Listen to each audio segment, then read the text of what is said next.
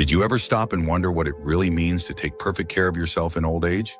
Not just getting by or surviving each day, but truly living with strength, clarity, and peace of mind. For many older adults, self-care becomes more complicated with age. The body slows down, routines get disrupted, and energy isn't what it used to be. But what if I told you that real, lasting well-being in your later years doesn't come from complicated routines or expensive solutions?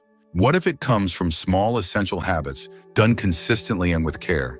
In this video, we're going to look at 7 essential tips that can help you care for yourself perfectly as you grow older. These aren't just general suggestions. They're time-tested habits that the healthiest, most vibrant seniors rely on every day. From how you move to how you think, what you eat to how you rest. Each one of these tips has the power to reshape your daily life for the better. And by the end of this video, you won't just learn how to care for your body, but how to care for your spirit, your mind, and your peace of heart. Because perfect self-care in old age isn't about doing everything. It's about doing the right things, the ones that bring you dignity, strength, and joy every single day. Let's get started. Number 1, daily physical movement. One of the most essential things you can do to take care of yourself in old age is to keep moving every single day. This doesn't mean you have to power moan, walk 5 miles, or take a fitness class at the local gym. It means making daily movement a non-negotiable part of your life in a way that works for your body, your energy level, and your lifestyle. And for many seniors, that could be as simple as taking a slow walk around the block, doing light stretches before breakfast, or practicing balance exercises in the living room with a sturdy chair nearby. It's not the intensity that matters, it's the consistency. What many people don't realize is that when you stop moving, everything else starts to decline. Muscles weaken faster than you think. Joints become stiff. Circulation slows. Even your digestion and mood can take a hit. But when you continue to move, even gently, you're telling your body, we're still in this. You're keeping the blood flowing, the muscles active, and the nervous system responsive. And over time, that commitment adds up in powerful ways. Take Walter, for example, a 78-year-old retired mail carrier from Indiana. Every morning, rain or shine, he walks to the corner and back before breakfast. He says he's not trying to lose weight or train for anything. He just likes the rhythm of his steps and the quiet time it gives him. That short walk sets the tone for his entire day. And according to Walter, the day he stops moving is the day he stops living. So if you've already built daily movement into your life, that's something to feel proud of. And if you haven't yet, know this, it's never too late to start. Your body might not move like it did when you were 40, but it still wants to move. It still wants to feel useful, alive, and engaged with the world around it. Give it the chance. Even a small habit done daily can restore strength, build balance, and protect your independence. Whether it's a gentle stretch, a lap around the garden, or simply standing up and sitting down a few times with intention, it all counts. And it all adds up. Number 2, a simple, nourishing eating routine. Another powerful way to care for yourself as you grow older is to stick to a simple, nourishing eating routine that doesn't feel like a burden or a mystery. So many diets out there promise energy, youth, or weight loss, but for most seniors, the goal isn't about achieving a certain number on the scale. It's about eating in a way that supports your digestion, fuels your body, and gives you the steady energy to live each day with clarity and comfort. And the truth is, the best approach isn't complicated at all.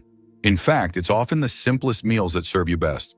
When you build your meals around whole, recognizable foods, things like fresh vegetables, lean proteins, whole grains, and healthy fats, you're giving your body the tools it needs to function properly. No guesswork, no fancy ingredients, no following a chart or app. Just real food in portions that feel right for your body. And for many seniors, keeping meals predictable and consistent helps the digestive system stay steady.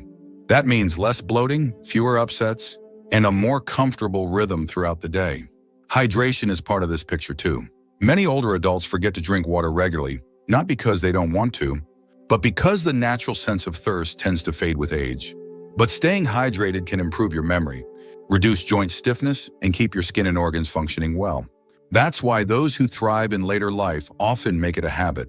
A glass of water with every meal, herbal tea in the afternoon, and a gentle reminder that caring for yourself means caring for yourselves too. Let's take Mary, an 80-year-old from Oklahoma, who eats the same breakfast every morning: oatmeal with blueberries, a boiled egg, and warm lemon water. She says it may sound boring to others, but for her, it's a ritual. It makes her feel grounded.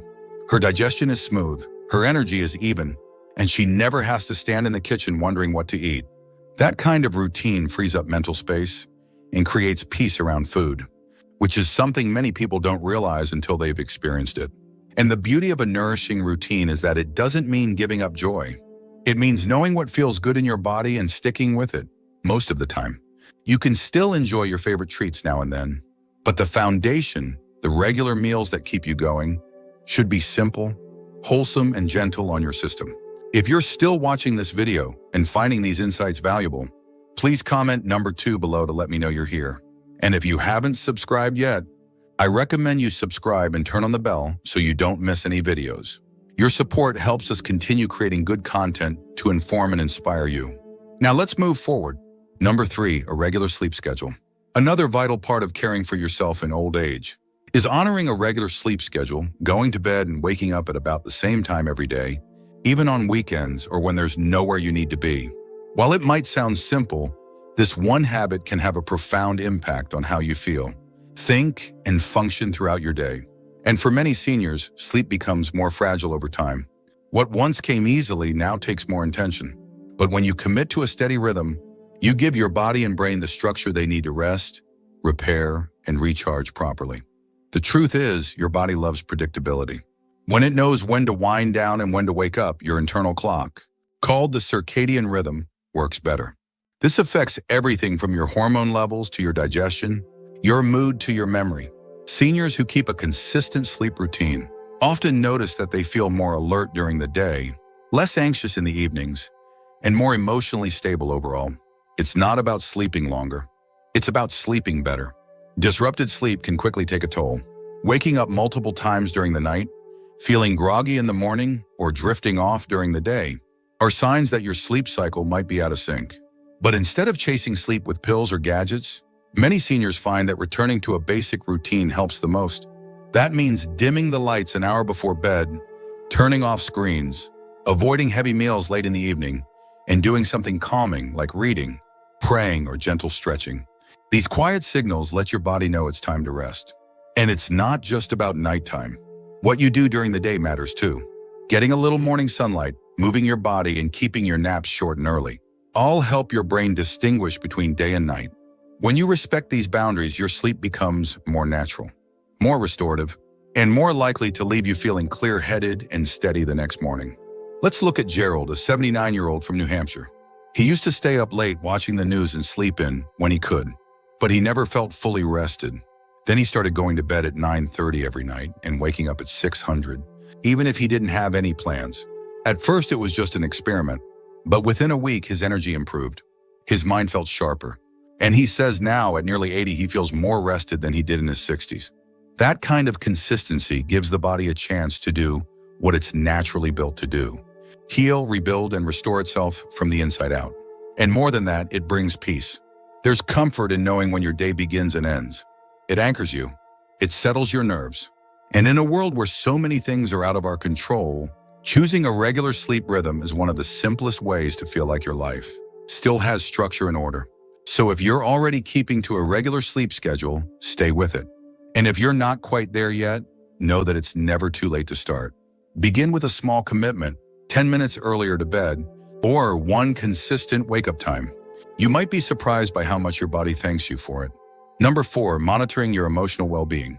One of the most overlooked yet essential parts of self-care in old age is keeping a steady eye on your emotional well-being. As we get older, it becomes easier to focus only on our physical health, taking our pills, watching our diets, keeping up with doctor visits. But emotional health, that's just as important, if not more so. Because how you feel on the inside, your sense of peace, your connection to others, your ability to cope with change, will shape every other part of your day.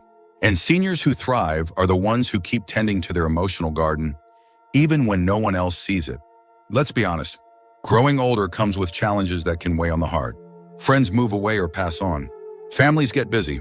Energy dips. And if you're not careful, isolation or worry can start to creep in. But the good news is you have more control than you think. When you pay attention to your emotional life, when you regularly check in with yourself asking, "How am I really doing today?" You give yourself a chance to stay steady, centered, and calm, no matter what's happening around you. Seniors who care for their emotional health often develop a few simple habits that make a big difference. They make time to talk to people they trust, even if it's just a short phone call. They engage in quiet routines like journaling, prayer, or listening to calming music that helps them process their feelings instead of ignoring them. And they allow themselves to feel things fully: grief, joy, frustration, hope, without judging themselves for it. There's real strength in being emotionally present. It means you haven't shut yourself off from the world. It means you're still alive inside. And when others sense that in you, they're more likely to reach out, to connect, to share their own stories with you. In that way, tending to your emotional well-being doesn't just help you, it invites others in. It builds connection. Take Sandra, an 82-year-old from Georgia, who says she starts every day with one question: what am I feeling today? She writes it down in a little notebook, just a few words. Some days it's tired but hopeful. Other days it's missing someone. But no matter what comes out, she says just writing it down makes her feel more honest, more grounded, and more in control. It's not therapy. It's self-awareness. And it keeps her heart soft. Sometimes emotional care also means knowing when to ask for help. Whether it's a counselor, a support group, or simply a friend who listens well, reaching out is not weakness, it's wisdom. It's knowing that your emotional health is worth protecting. And in fact, studies show that seniors with strong emotional health recover faster from illness, sleep better, and report more satisfaction in life, even in the face of physical decline. So if you've been quietly pushing your emotions aside, or if you've been feeling a little off without knowing why, take that as a gentle nudge. Start small. Talk to someone. Write something down. Sit quietly with your thoughts instead of running from them. Because when your emotional world is stable, the rest of life becomes easier to carry. If you're still watching this video and finding these insights valuable, please comment number 4 below to let me know you're here. And if you haven't subscribed yet, I recommend you subscribe and turn on the bell so you don't miss any videos. Your support helps us continue creating good content to inform and inspire you. Now let's move forward. Number 5, maintaining hygiene and grooming habits. Caring for yourself perfectly in old age isn't just about what's happening inside your body. It's also about how you present yourself to the world. And one of the strongest, yet often underestimated ways to do that is by maintaining basic hygiene and grooming habits. That means keeping clean, wearing clothes that make you feel comfortable and confident, and paying attention to the little details like trimming your nails, brushing your hair, and making sure you smell fresh when you step out the door. These might sound like small things, but they carry enormous weight when it comes to how you feel about yourself and how others interact with you. Good hygiene isn't about vanity, it's about dignity. When you take the time to care for your appearance, you're sending a message to yourself and the world: I still matter. And that belief, more than any cream or pill, is what keeps many seniors feeling vital and engaged. It helps you carry yourself with pride, whether you're seeing friends, going to a doctor's appointment, or simply looking in the mirror. As we age, some hygiene routines can become more physically demanding. Maybe your hands aren't as steady as they used to be, or it's harder to reach certain places in the shower. But those who continue to prioritize cleanliness and grooming find creative ways to adapt. They invest in tools that make things easier, ask for help when needed, or build routines that work for their current ability without giving up on the habit entirely. Because what's at stake isn't just cleanliness, it's self-respect. And it's not just about your own sense of worth. Others notice too. Seniors who keep up with their grooming tend to be treated with more respect. There's a subtle, unspoken appreciation that people have for someone who still shows up with neat clothes, a clean face, and a sense of self-care. It communicates that you're alert, that you care about being present, and that you haven't given in to the idea that aging means fading away. Let's take Roy, a 76-year-old from Michigan, who hasn't missed a morning shave in over 40 years. Even after retiring, even after slowing down, he still shaves, combs his hair, and puts on a fresh button-down shirt every day, even if he's just staying home. He says it helps him feel awake, like he's stepping into the day on purpose. And that simple act, done in the mirror each morning, reminds him that he's still in charge of how he faces the world. And for many seniors, grooming can also be a source of joy. Wearing a favorite sweater, adding a splash of cologne, or getting a haircut can lift your spirits in ways you don't always expect. It's a moment of normalcy, of ritual, of beauty. And it reinforces the message that you're still here, and you still deserve to feel good in your skin.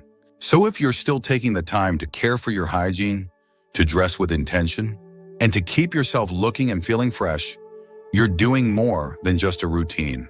You're preserving your identity, you're protecting your confidence, and you're reminding the world and yourself that growing older doesn't mean growing invisible.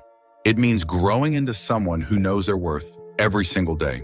Number 6, stimulating your mind every day. Another critical piece of caring for yourself perfectly in your later years is keeping your mind engaged, challenged, and active. Your brain, much like your muscles, thrives when it's used regularly. And while many people associate aging with inevitable mental decline, the truth is, there are countless seniors who continue to think clearly, solve problems, and even learn new skills well into their 80s and beyond. What sets them apart isn't luck, it's intention. They make it a point to stimulate their minds every single day in ways that feel natural, enjoyable, and sustainable. Mental stimulation doesn't have to be complicated. In fact, it works best when it's woven into your everyday life. Reading a good book, working on a crossword puzzle, writing letters, learning how to use a new device, or even engaging in thoughtful conversations, all of these are forms of brain exercise. When you challenge your brain regularly, you strengthen your memory, improve your attention span, and maintain the kind of mental sharpness that keeps you independent, confident, and deeply connected to the world around you. One of the key benefits of mental engagement is how it affects your sense of purpose. Seniors who remain mentally active often say that they feel more useful, more involved, and more alive.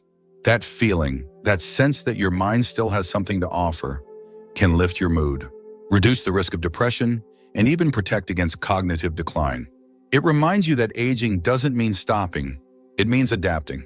And your brain, if given the right kind of stimulation, is capable of adapting for years longer than most people expect. Let's take Lillian, a 75-year-old retired school teacher from Maine. Every day, she spends about 30 minutes translating old journal entries from French to English. It's something she started doing just for fun, but over time, it's become a cherished part of her daily rhythm. She says it keeps her mind sharp, her vocabulary fresh, and her heart connected to a younger version of herself who once dreamed of traveling the world. And the best part? She's still learning, still stretching her brain in a way that brings both challenge and joy.